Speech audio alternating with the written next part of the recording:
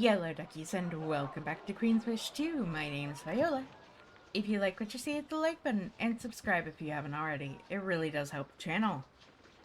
Okay, so last episode we learned that we may not have been in the best of places going into the Kranas Woods. I thought, because it was one of the first things to come to, it would be the best option, but I'm pretty sure I'm not leveled enough for it, or I'm not geared enough for it, because I just keep dying. And I'd rather not. So now I'm getting the land of I'm getting the lay of the land in Azam,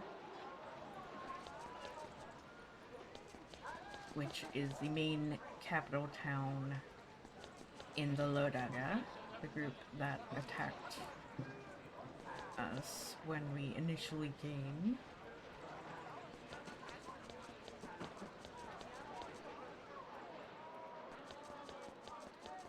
And then we'll start digging in here. So the governor's house is back this way.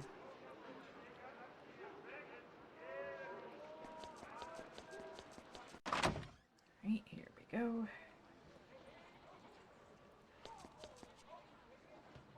Soldiers. You enter the governor's hall of Haven. This little plot of land belongs to your empire. For a moment, according to the law at least, you're home. Since you're here to interview and judge their governor, you inspect the hall. On the surface, everything seems fine. The guards seem competent. The floors are swept. All the stonework and decor is designed to intimidate the rustic clan folk of the Rokaj. Yet everything is off. It is too quiet. There's no energy in the air. The guards salute properly, but then they grimly avoid your gaze. Time seems to be just slow down.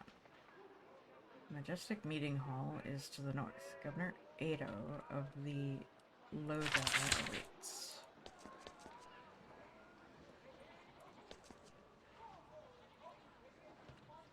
After wandering around Zam for a while, you're surprised to come face to face with a woman. The Low Dhagans only let men go outside during the day, it seems. She's a Havenite, young and a little starstruck. She runs up and gives a sharp bow. Oh, welcome, Princess. It's an honor to see you. I'm Council Opal of the Haven Hall. Your governor told me to help you if I can. So you work for Governor Ado. She nods eagerly. It's a real honor. I'm very young for a council, by 5 years, if not 10. This is my first overseas post, and I leapt at the chance to come here. She thinks it's uncomfortable at times. I didn't know much about the Low Dhaga when I volunteered to come. Now I know. Ado sends me out into the town when he shouldn't. What do you do for him? The governor's time is very valuable. They spend lots of time looking out for Haven, thinking and planning, always 2 steps ahead. I take care of all the little jobs and look after the hall. I'll also give advice if he ever asks for it. What do you think of his role? The smile vanishes. It's... My job is to serve him, not judge him. I'm only a council. You're a princess. You do the judging. He sends you out when he shouldn't. He often sends me into the town to do errands. I think it reminds the Low Dhagans that Haven is different. We're more advanced, at least in the way we treat women. How does the Low Dhaga treat women? Some vassals place women in places of power. Some prefer men. Here, the clans keep their women locked away. It's common in the more violent, unstable vassal states. The men go out to work and trade. The women are locked away. Is that their only possible fate? Not quite. Some of the more ambitious, talented women leave the Low Dhaga. They work and trade in the cities of the other provinces. Some join the Iraduko. A few rare specimens leave the Rokaj entirely. It's a hard choice, leaving one's home. What do you think of this practice? Obviously, I don't approve. Then again, they are only vassals. The governor says we must not provoke them. Their backward ways are not our business as long as Haven stays strong and wealthy. Suppose we'll have to tolerate it. Agreed.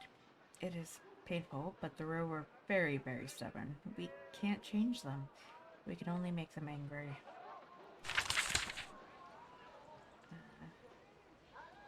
I'd like to know more about the raider attacks. You should talk to the governor and the Rasa. I am not able to talk about the matters of war. I'm pretty new to being a council. I'm here to judge Governor Ada. Really? I suppose that makes sense. It's a full diplomatic mission, I hear. I can't help you. I followed the orders of my superiors. I don't judge him. He asked you to help him? He did, within certain limits. He won't provoke the Low Dhagans, but he knows that you'll need more supplies. And I could use more soldiers. Governor has soldiers, that's true. However, he's holding them in reserve. He has plans. I can't let you command them, not without word from the palace. I will need command of your forces. All our forces? I'm sorry, Princess. We can't let you take command without permission from the palace. These rules are things. There's rules for these things, even for a princess. Any more resources? I can't help with that. Well, I can help you if you help us. We can get you stone and other supplies. The Flint Pit claim was providing more than we needed. At least, that's what I found out on my own. I wouldn't want to help you without permission. If Governor Ada says I can give you supplies, I can help you get them. Seriously. You have a yes woman as your counselor, Governor. And I must say I don't approve.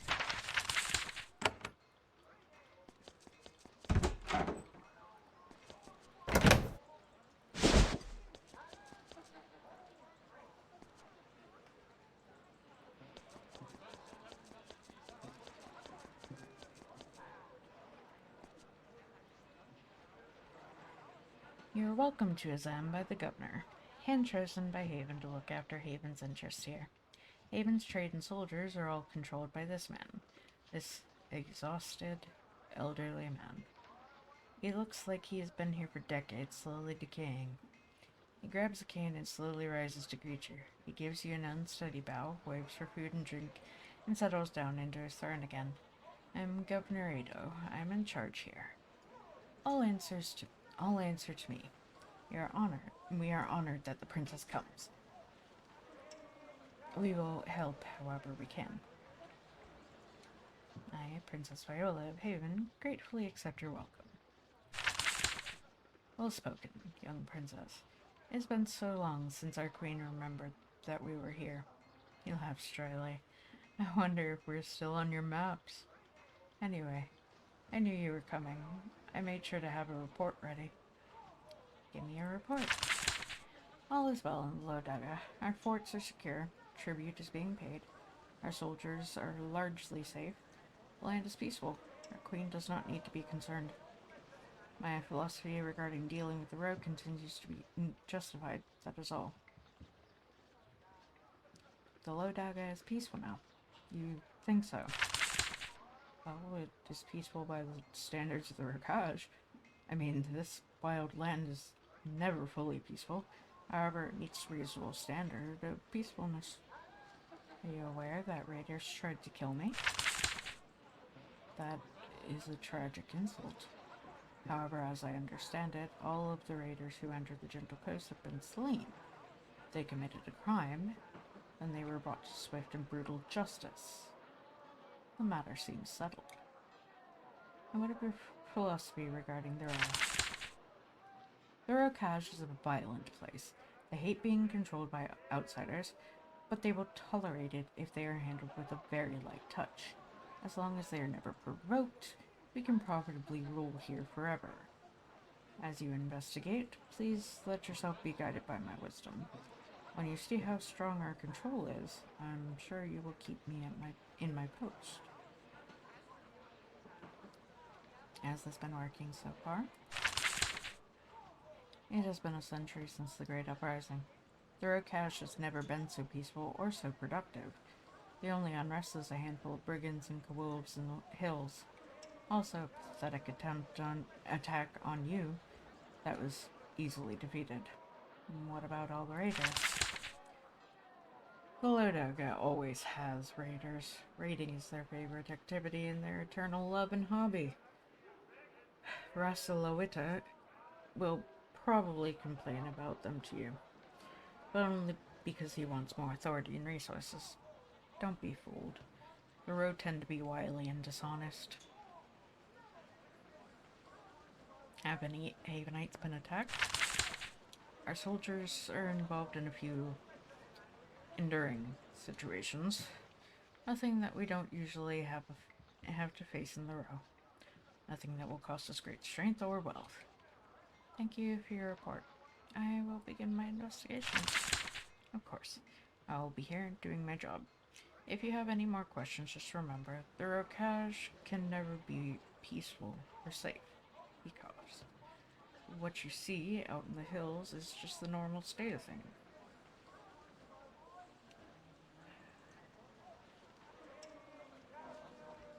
I need permission to go to the Flint Pit Claim. Oh, you've been talking to Council Opal. She's young. She has an active frame of mind. Still, we have been passive enough of late to afford a small provocation. Plus, it is our mine. Yes, permission granted. Solid. Okay, you know, he doesn't seem too bad. He actually is pretty straightforward. I'm not exactly appeased by his decision with how he decides to roll, but it's not my place to really say otherwise. So, yeah. Merchant provides goods for the clans of the southern Dhaga. He sells food, tools, and a wide variety of other supplies. He mainly specializes in weapons, though. It seems he is wearing half of his stock on his body. He eagerly welcomes you into his shop. Can this be true? Can the mighty princess of the mightiest of empires be visiting my little store? I am andesite. I have blades and such for even the most demanding hunters, made with the finest materials. So you're a weapons dealer. Among other things, I sell all sorts of mundane goods that I doubt you need, but in the Rokash, in the Low Dhaga, there's always a great need for a reliable blade. Who do you sell to? Anybody who walks through the door. As long as you aren't obviously drunk or mad, I will deal fair with you. I can't judge why you need what you need. This is the land of the deep truth. You really ask no questions. Yes? And don't you want it that way? Does a princess of Haven want to be interrogated by a humble merchant in some rustic land? What if the purchaser is a brigand or raider? Raiding is the way of the Low Dhaga. I can't pick and choose. If I do, there's danger. What is the danger? I'm a merchant, not a judge. If I am seen to favor one clan over another, I'll be made to answer for it. Maybe by angry warriors, maybe by the Galvanas, if I make someone angry enough. Okay. Shop. Right, let's see here.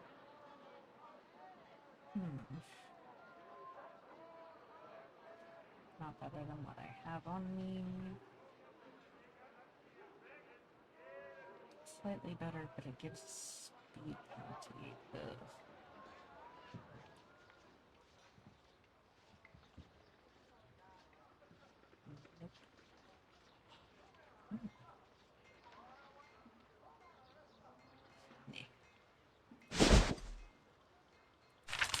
need.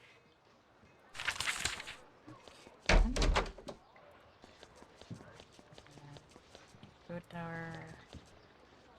Over here.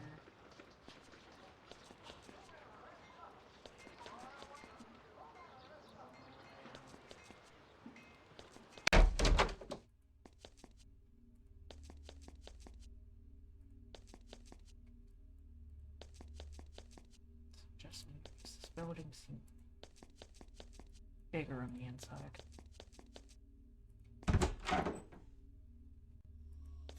Oh gosh, what the?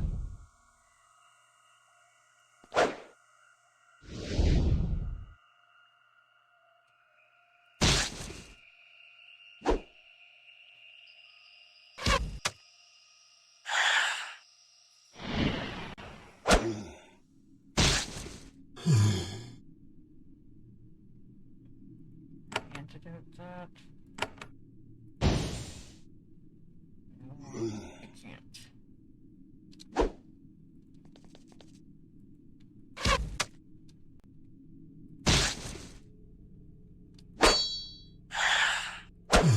Here we go. Who in the world?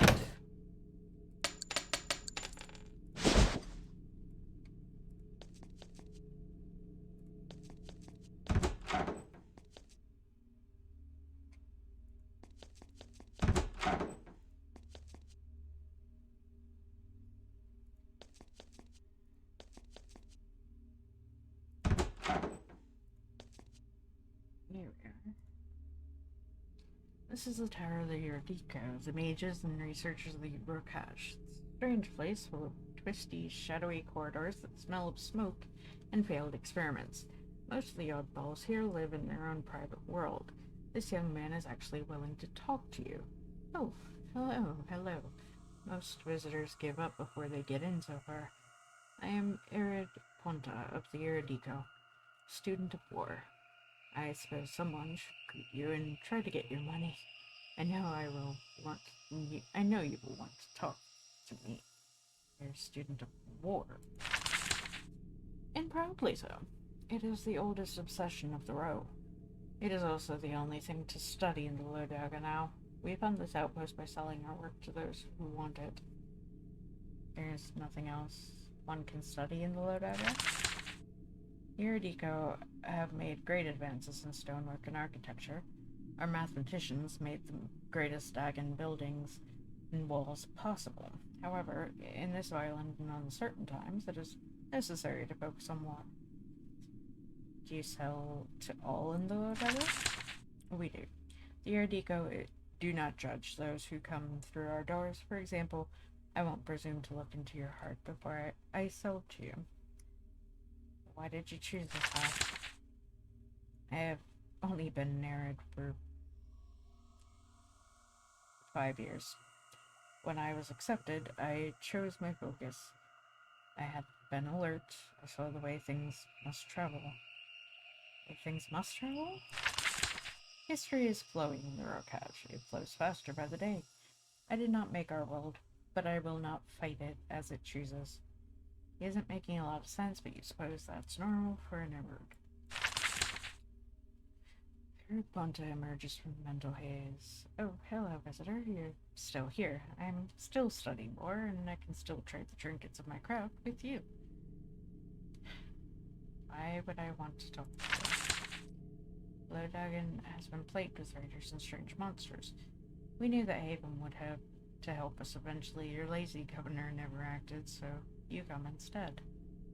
Oh, well, that's another view. It's not the ordinary business the plan is dealing with.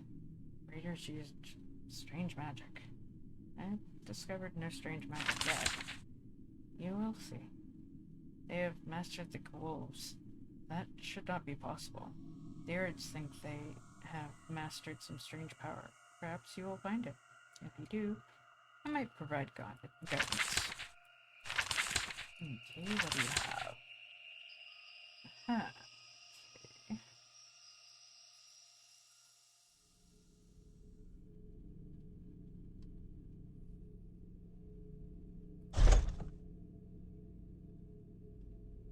Got that. Is that better than what I have? No.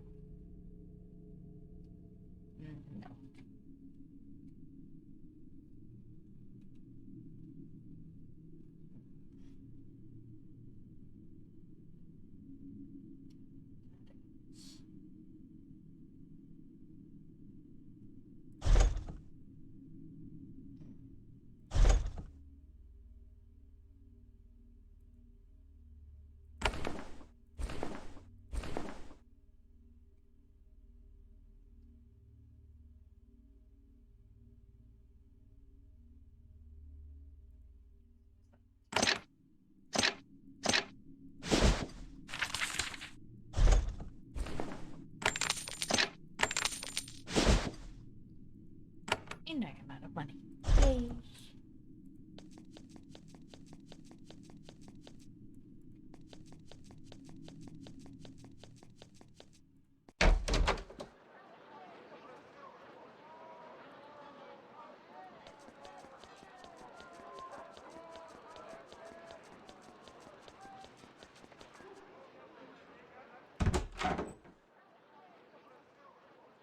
Meet a tall, gaunt, grim skeleton of the row.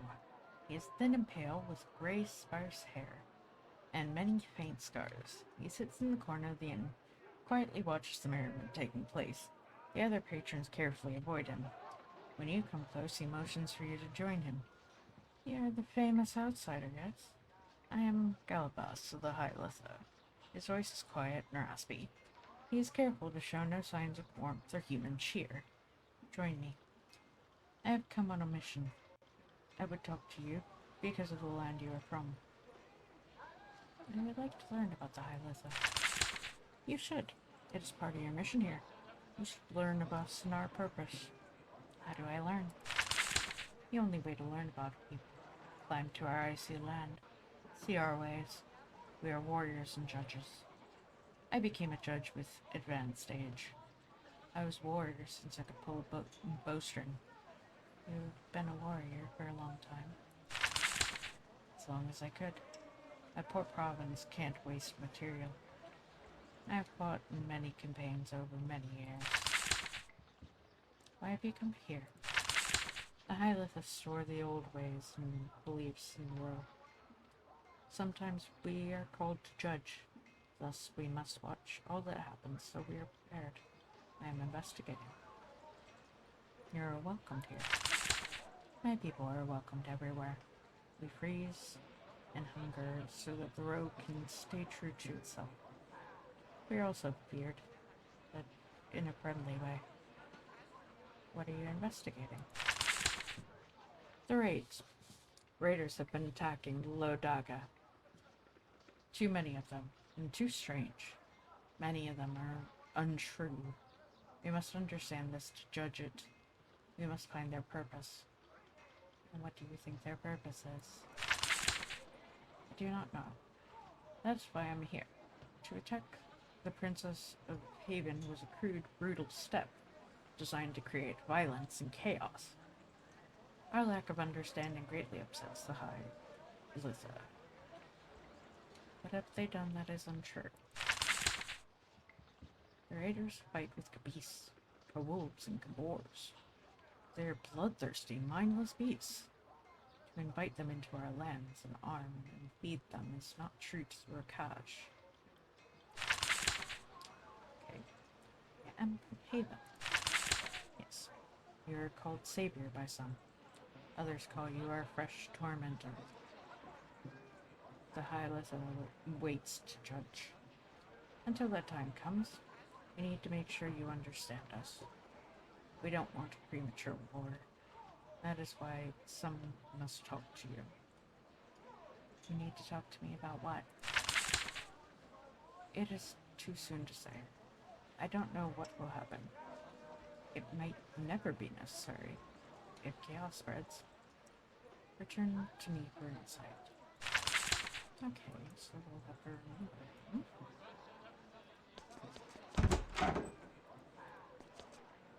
Room. And here's your room. And there there's the door out. Okay, so we haven't visited the Stoneworkers Hall. Okay, so this is the Azam Stoneworks. Tons of fine stone from the quarries of the clans are brought here to be evaluated, processed, and shipped out on riverboats. The men of the row are all around you, talking, drinking, and arguing about their craft.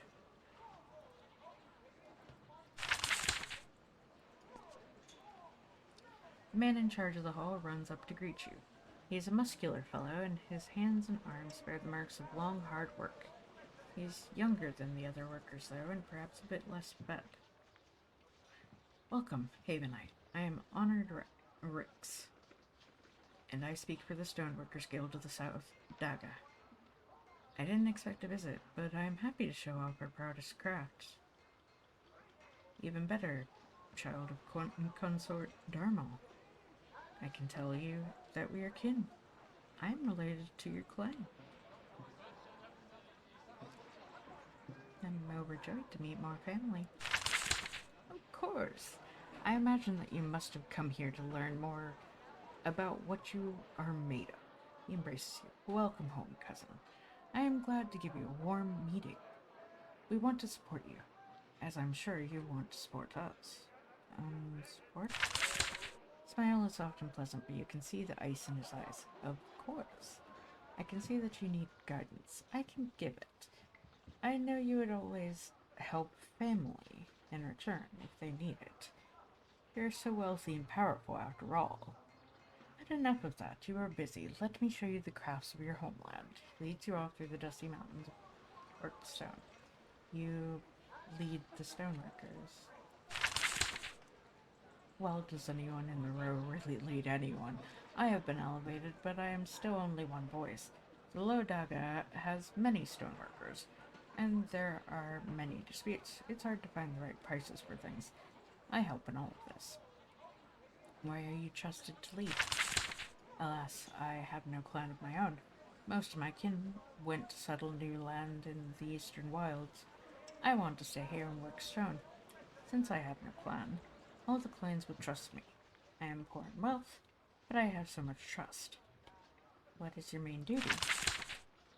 If we are to prosper, we need to make sure our stone sells for enough gold.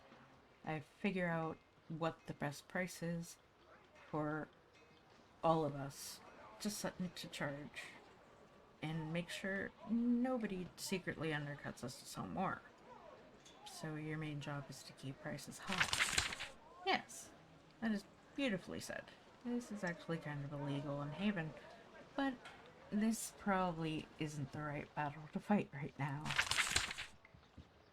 You claim to be my cousin. I do. I am no fraud. We rotate matters of clan very, very carefully. Not an immediate cousin of mine, but the link is there. You're my cousin Hal. Exactly. He immediately recites a long list of names and how they are related. It goes by in a blur. None of it sticks in your mind. A few times he gets confused. You think he might be your 8th cousin, 15 times removed. Where's the rest of our clan? Consort Dharmal won his family a lot of advantages when he was in Haven. When he died, they chose to move into the wilds and form their own kingdom. I chose to stay because I love my home and my work. However, without help, I will be forced to go join them.